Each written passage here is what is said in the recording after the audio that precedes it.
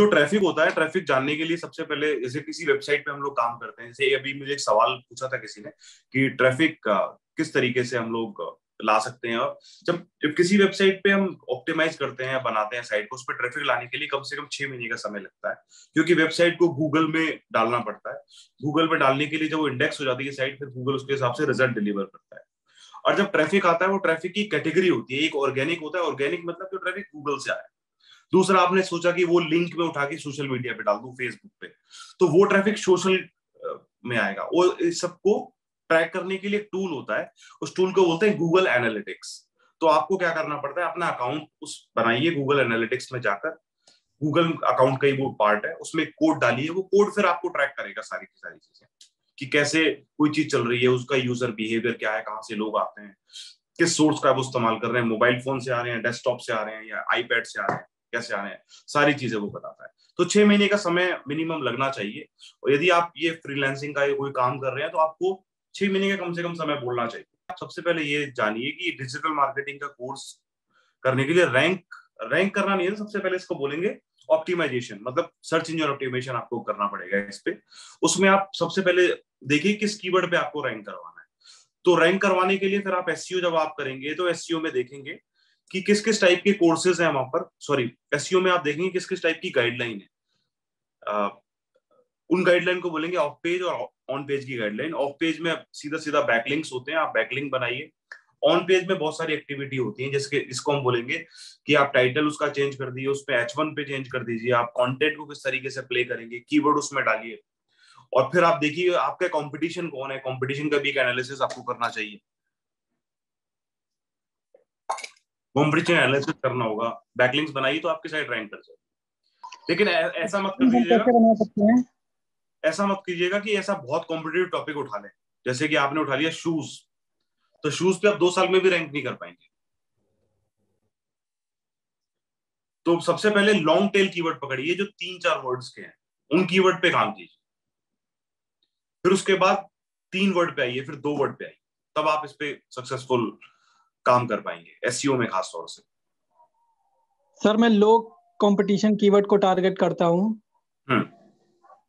हाँ, जिससे लो कि कंपटीशन कीवर्ड को टारगेट कीजिए, उसमें आपकी रैंकिंग आएगी। सर मैं यही करता हूँ और सोच रहा हूँ सर मैं वेबसाइट बना के मैं उसे डाउन से टॉप पेज पे ला सकूं। हाँ, तो आपकी वेबसाइट का वो क्या है, मतलब प्रोडक्ट क्या है? सर जो कंपटीशन होते हैं सर एग्जाम वगैरह गवर्नमेंट के, उनका कंटेंट है सर, मटेरियल। अच्छा, तो ये इंफॉर्मेशन वेबसाइट है। जी सर। हाँ, तो ठीक है, इसको आप कर सकते हैं। इस पे कंटेंट की लेंथ थोड़ी बड़ी करनी पड़ेगी आपको। जी अर्चना, पूछिए। हाँ sir sir. Minimum good evening sir.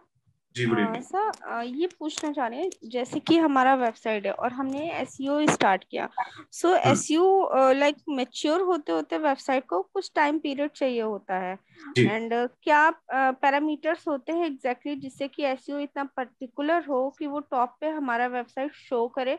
And second thing, जो हम गूगल एड जनरेट करते हैं, गूगल एड एंड एसईओ में जैसे कि गूगल एड पे हमें जल्दी रिजल्ट मिलता है एंड हमें इंस्टेंट लीड प्रोवाइड होती है, तो अगर हम गूगल एड स्टार्टिंग में चलाते हैं और बाद में हम एसईओ स्टार्ट करते हैं, तो हमें इससे क्या बेनिफिट मिलता है, या हम केवल एसईओ चलाएं हमें उससे भी ऑर्गेनिक लीड्स मिलेंगी उस लेवल पे जैसा गूगल एड से मिलती हैं, या उस लेवल पे नहीं मिलेंगी एड में जैसा मिलती हैं?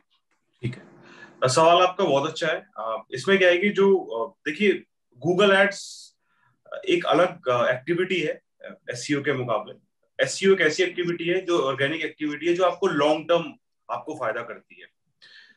गूगल एड आप एक ऐसी एक्टिविटी है जब क्लाइंट आपको बोलता है कि मुझे रिजल्ट अभी चाहिए, तो फिर आप क्लाइंट को बोलते हो कि ठीक है, आपका बजट कितना है। तो फिर आप ये कैलकुलेट करते हो कि उस बजट में आपको कितने क्लिक मिलने वाले हैं और आपका कॉस्ट पर क्लिक कितना आने वाला है।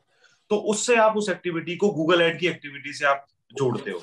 लेकिन आपको एसईओ में उसका बेनिफिट नहीं मिलता है गूगल एडवर्ड से कभी। वो तो आपके पैसे खर्च करने का वो है, और आपको लीड्स, आपको जनरेशन का एक बहुत अच्छा माध्यम है गूगल एडवर्ड्स। एसईओ आप हमेशा सजेस्ट कीजिए क्लाइंट को, क्योंकि वो आपको लॉन्ग टर्म बेनिफिट देने वाला है। उसमें पैसे तो खर्च होते नहीं है, लेकिन आपकी वेबसाइट ऑप्टिमाइज हो जाती है। और ऑप्टिमाइजेशन के लिए यदि मैं बात करूं, तो एक पूरी की पूरी गूगल की गाइडलाइंस होती है सर्च इंजन ऑप्टिमाइजेशन के लिए। गाइडलाइन ये होती है कि सबसे पहले आपकी वेबसाइट जो है मोबाइल फ्रेंडली होनी चाहिए, क्योंकि मोबाइल पे ज्यादातर लोग होते हैं, ठीक है।